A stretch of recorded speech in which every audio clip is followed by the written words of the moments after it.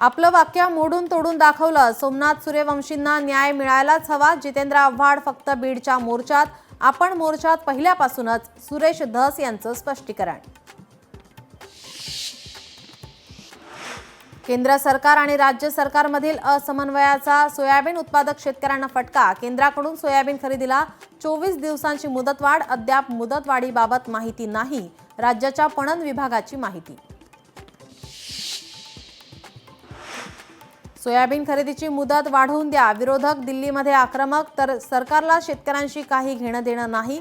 खासदार संजय राऊतांचा आरोप.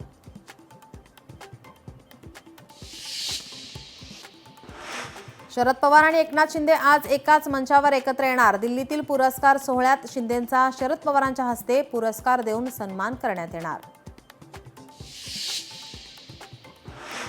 महाराष्ट्रापाठोपाठ दिल्लीतील पराभवानं काँग्रेसला हादरे. मुंबईसह राज्यातील काँग्रेसमध्ये खांदेपालट होण्याची शक्यता. आगामी स्थानिक स्वराज्य संस्था निवडणुकांच्या अनुषंगाने बदल होऊ शकतात. सूत्रांची माहिती. दिल्लीतील पराभवानंतर पंजाब आम आदमी पक्षात भूकंप होण्याची शक्यता. आम आदमी पक्षाचे 30 आमदार संपर्कात असल्याचा पंजाब काँग्रेसचा दावा. केजरीवालांनी सर्व आमदारांना दिल्लीला बोलावलं.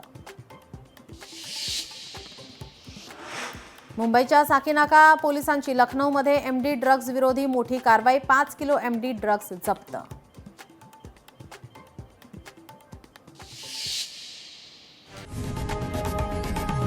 लोकशाही मराठी ऐका, पहा, जागरूक रहा.